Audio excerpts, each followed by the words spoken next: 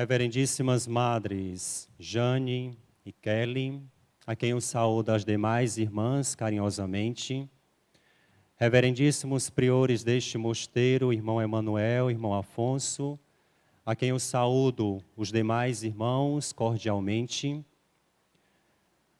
Queridos irmãos e irmãs ressediados, misericordiados no Senhor.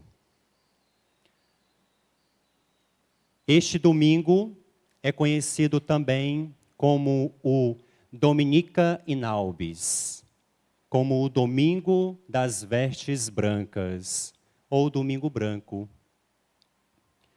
É o domingo em que os cristãos tiravam as suas vestes brancas após o batismo da noite santa da vigília pascal. Passavam a semana da oitava vestidos de branco, e neste dia, conhecido como Domingo Branco, era o dia da retirada. E iam em procissão e depositavam as suas vestes no túmulo de São Pancrácio, santo do século IV, que entregou a sua vida aos 13 anos de idade, por causa da fé. Ele foi um verdadeiro combatente, um verdadeiro soldado de São Miguel Arcanjo. São Pancrácio foi, portanto, aquele que testemunhou com a própria vida e derramou o próprio sangue para que a fé permanecesse viva. E é por isso que, neste dia, os cristãos neobatizados depositam as suas vestes no seu túmulo, porque agora eles vão para o combate da fé. Os batizados são os verdadeiros combatentes, são os verdadeiros soldados, que lutam em nome de Deus, como diz o Salmo 44, em defesa da fé, da justiça e da verdade. Este dia também é um dia soleníssimo, porque nós celebramos as misericórdias do Senhor. É o domingo da Divina Misericórdia, desejado pelo próprio Jesus, quando aparece na década de 30 a Faustina Kowalska, desejando que este segundo domingo seja, portanto, o domingo em que todos os seus fiéis acorrem para os seus pés, a fim de serem inundados, invadidos e transbordados pela sua misericórdia. Este é o dia declarado, portanto, pela sua santidade, São João Paulo II, que no dia da canonização institui este dia como o Domingo da Misericórdia do Senhor. A cereja do bolo da grande festa da Páscoa. Deus que rasga os céus, que faz chover dos céus a sua misericórdia para todos aqueles que, abrindo as comportas do coração, desejam ser misericordiados. E este dia, que foi instituído pela sua santidade, o Papa São João Paulo II, como o dia da misericórdia do Senhor, a pedido do próprio Senhor, através da mística Faustina, está intimamente ligado com a liturgia, com o Evangelho de hoje, onde o próprio Senhor ressuscitado, estando no meio dos seus, em casa, portanto, pois nós somos a grande família de Deus, que moram com o próprio Senhor, e o Senhor está no nosso meio, na nossa casa, na nossa família. Ele nos dá, portanto, a sua paz, o seu Espírito. Ele também nos dá as suas chagas. Jesus, que neste dia sopra sobre nós o Espírito, dando-nos a sua paz. Paz que significa reconciliação e não ausência de tribulações externas. Porque aqueles que estavam ali, no cenáculo em Jerusalém, logo em seguida vão ser impelidos para a perseguição. E todos eles, todos os apóstolos, serão assassinados por causa da fé, serão perseguidos por causa do nome de Jesus. A paz que o Senhor dá é a paz do encorajamento, é a paz da sensibilidade, é a paz da leveza, é a paz do amor. Cristo que encoraja os seus, pois estavam com medo. Ao anoitecer daquele dia, na obscuridade do coração, eles ainda estavam temerosos. Eles estavam com medo de que pudessem ser ridicularizados e perseguidos por causa do seu mestre, visto que ele tinha sido também pendurado numa cruz. Aqueles se encontravam meio que abatidos, mas são fortalecidos pela paz, pelo encorajamento, pelo Espírito Divino. E neste cenário nós podemos vislumbrar também o Gênesis.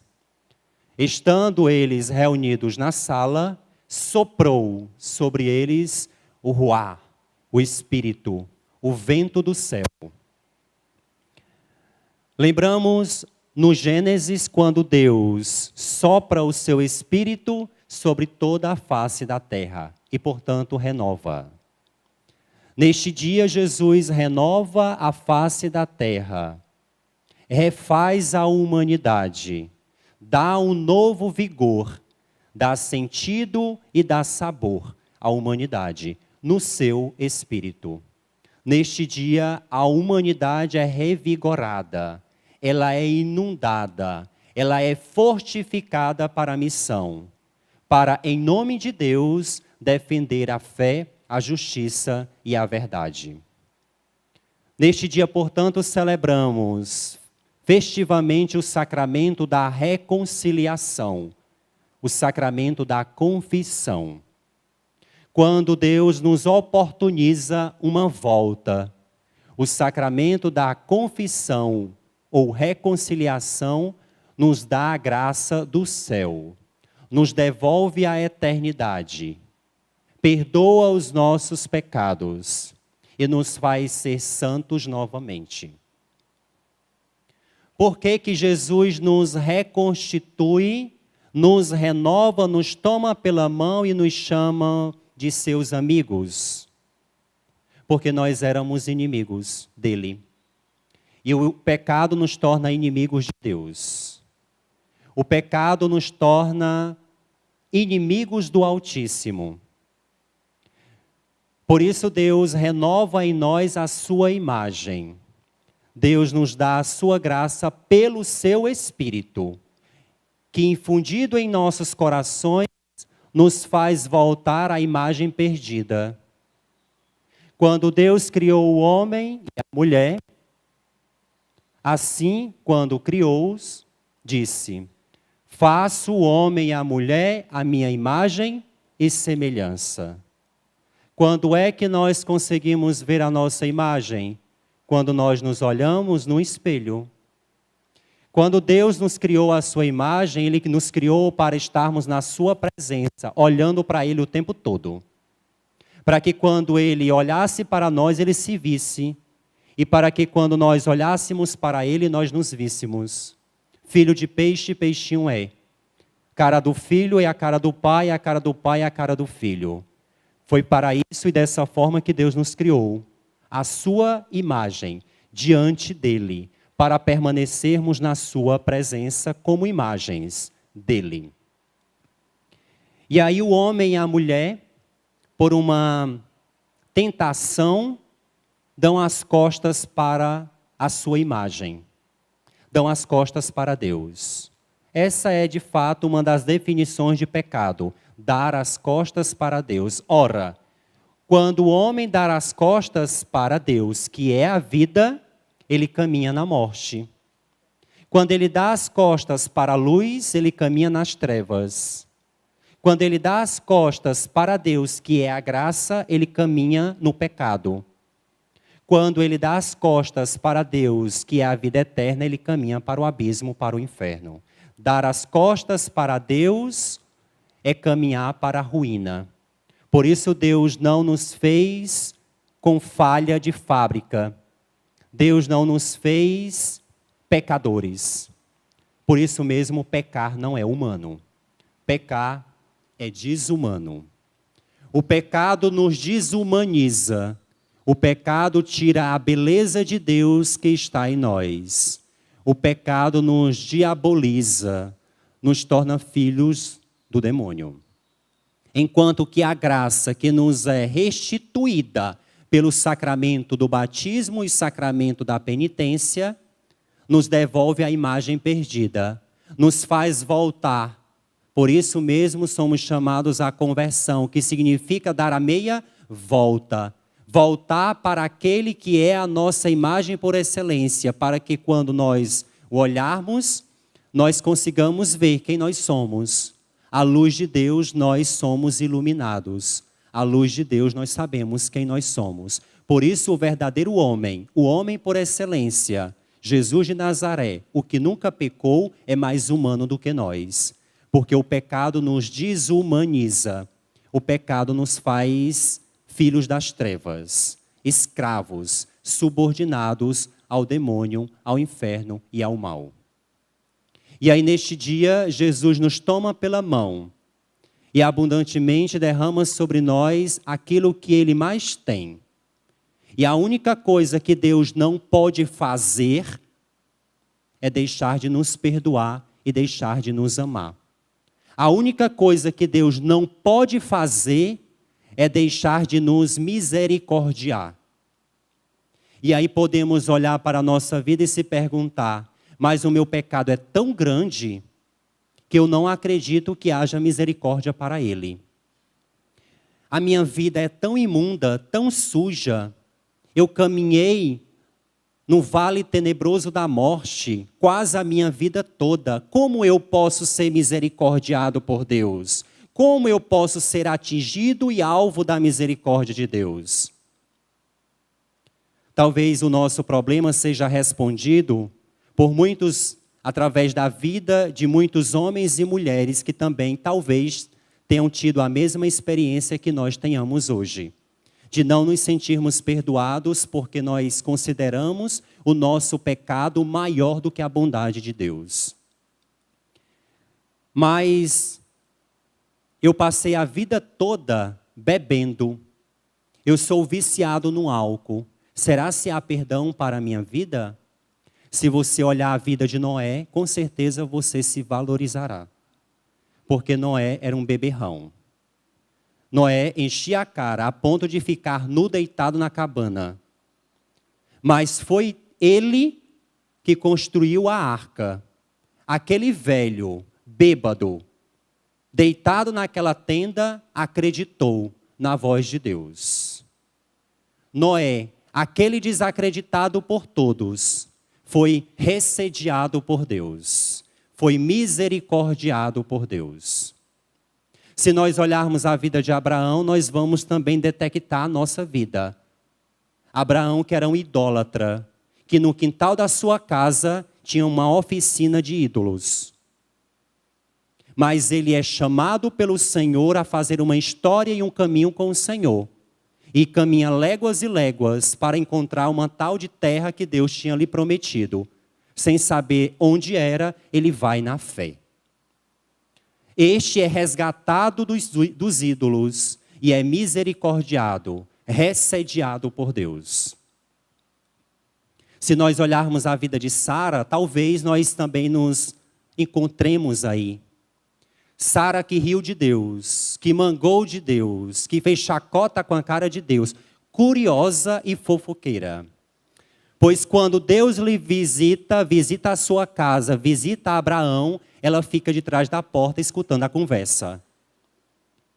E quando Deus diz através dos anjos, tu terás um filho, nesta tua velhice e a tua esposa também, Sara, na velhice e na esterilidade dela, vai ter um filho. E ela começa a rir. Como é que pode eu, desse jeito, velha, encarquilhada, ter um filho? E aí ela tem um filho chamado Isaque. Isaque que significa aquele que ri. por causa da mãe. Ela foi encontrada por Deus, mesmo sendo quem ela foi. Nós encontramos, ao longo da história da salvação, um Jacó. Jacó, nome que significa trapaceiro, pilantra. Jacó, que foi aquele que trapaceou a bênção do pai. Isaac deveria dar a bênção a Abraão deveria dar a bênção a Isaac, Isaac dá a bênção ao seu filho primogênito, Esaú. Ele, em concubinato com a mãe, Rebeca, às escondidas vai lá, para que receba a bênção no canto do irmão.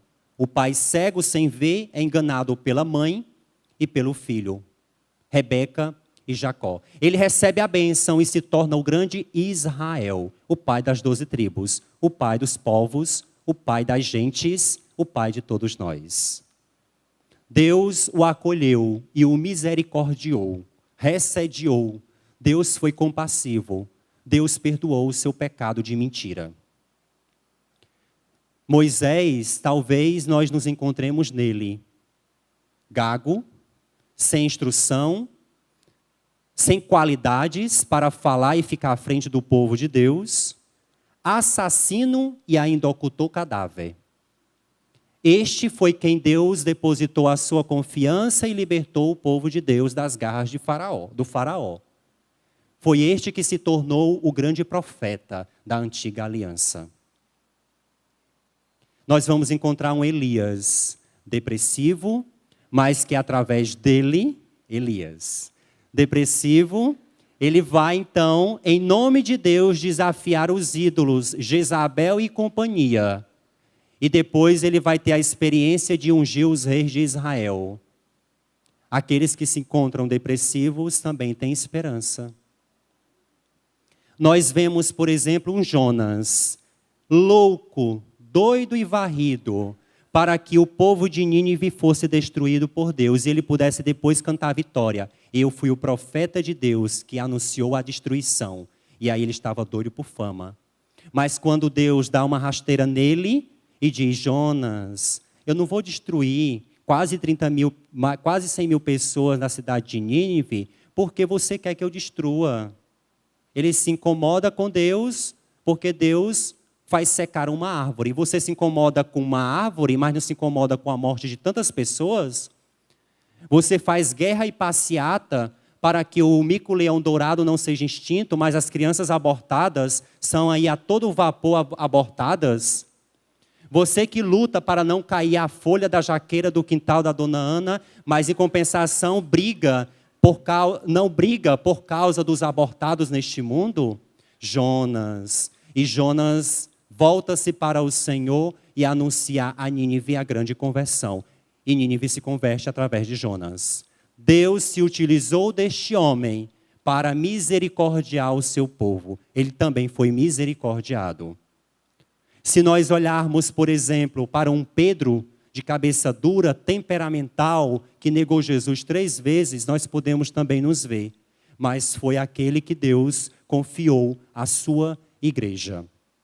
Um Paulo da vida extremamente temperamental, com temperamento forte, um homem de índole dura, um homem rigoroso, mas foi o seu coração dobrado pela bondade de Deus, se tornou o grande arauto do Evangelho.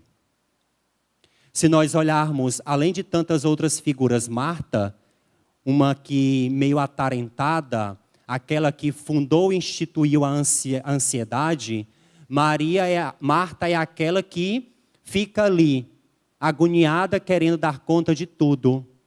Mesmo sendo esta ansiosa demais, ela é chamada amiga de Jesus.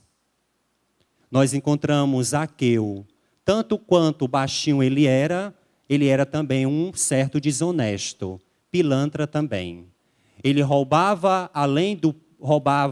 tirava do povo e também usurpava. Tirava excessivamente os impostos do povo. Era odiado pelo povo, mas foi encontrado em cima de um sicômoro por Jesus.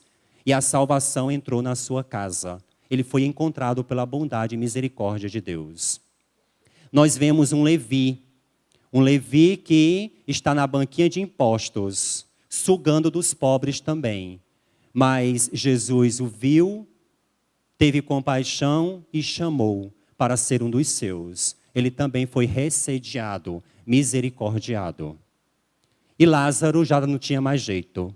Já estava há 4 dias com um forte odor. Já estava na sepultura. Mas mesmo para a morte teve um jeito. Cristo o chamou e trouxe para fora. Vem para fora, Lázaro. Talvez muita gente ainda caminhe neste mundo e nesta vida como zumbis, mortos-vivos. Até para você tem jeito, porque para Lázaro também teve. Lázaro foi encontrado pela misericórdia de Deus. Diante de todos esses e muito mais que nós encontramos ao longo das Escrituras, com quem nós nos identificamos? Quem nós somos? Idólatras? Assassinos? Adúlteros? Davi também foi esse. Davi que foi um adúltero.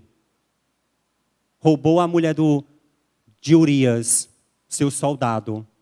Cometeu adultério, teve um filho e ainda mandou Urias na primeira fileira para morrer. Um adúltero que se arrepende, chora e reza o Salmo 50. Mas os Atos dos Apóstolos diz, ele foi um rei segundo o coração de Deus. Ele foi misericordiado por Deus. Vejam que tantas figuras nós vamos encontrando ao longo das Escrituras para nos dizer: as comportas dos céus estão abertas para todos aqueles que querem, desejam e almejam fazer um caminho com o Senhor e ser atingido pela sua misericórdia. Corra para abraçar esta misericórdia. Deixe-se inundar por esta misericórdia.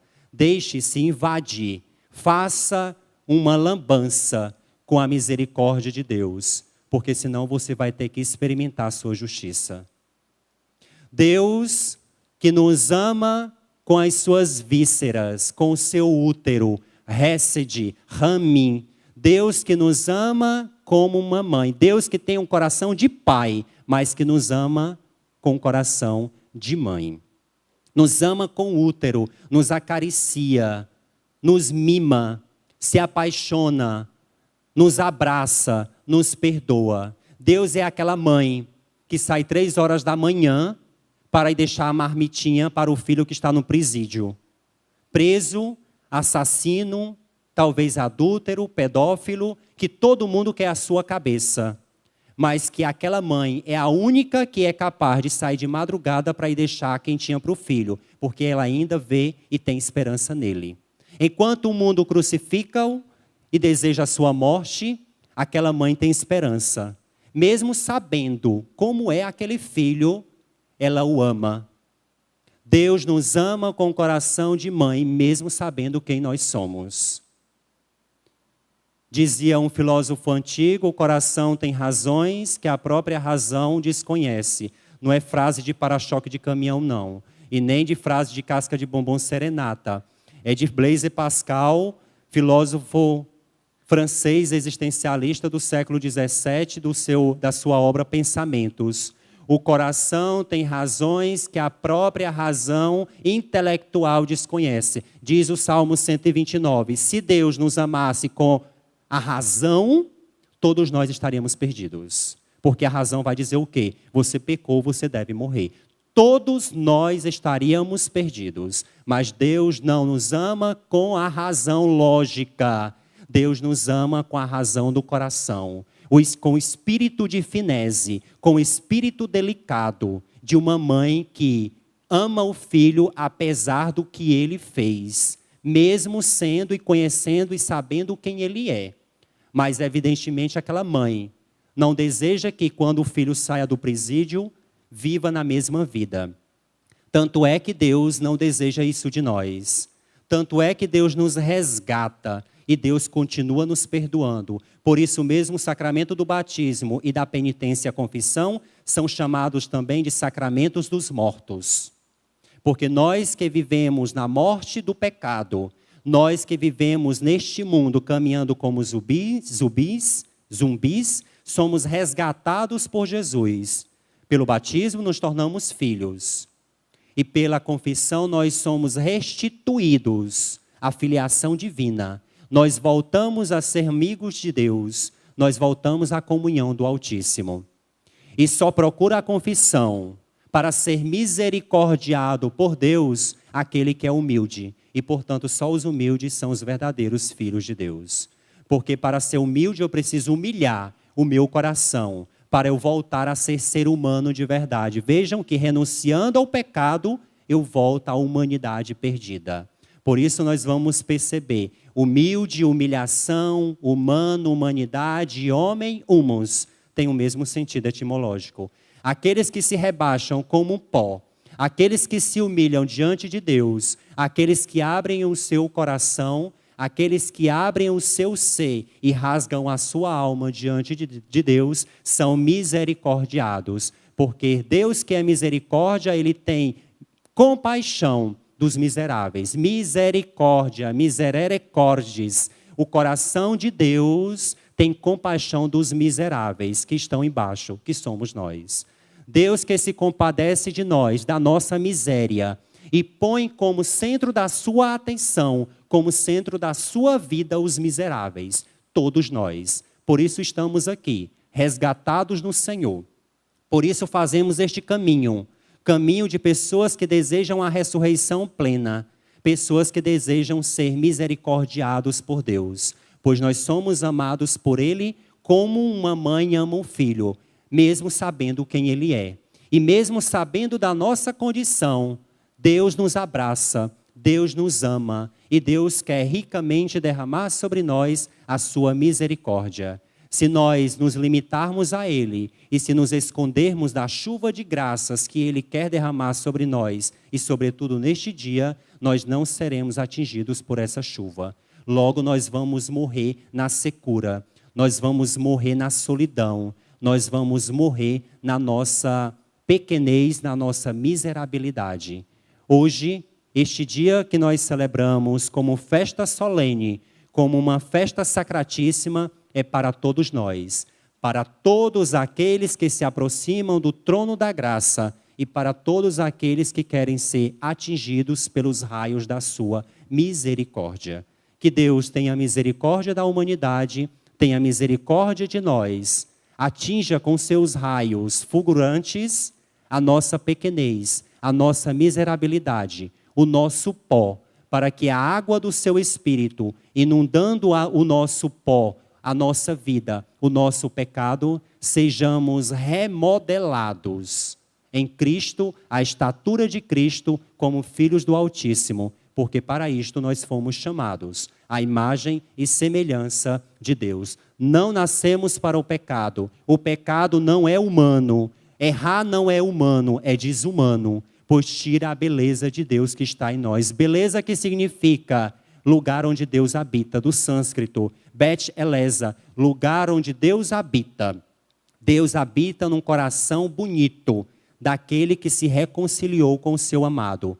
E quem se reconciliou através do sacramento, este está com aquela paz que o Senhor desejou aos seus apóstolos. A paz esteja convosco. Esta paz que significa reconciliação, esta paz que significa amizade. Se eu estou bem com Deus, se eu sou amigo de Deus, eu vou fazer questão de que as outras pessoas também sejam amigas dele, amigas de Deus, sejam misericordiadas, sejam atingidas por aquilo que eu experimentei. Como reza também São Mateus no Sermão da Montanha.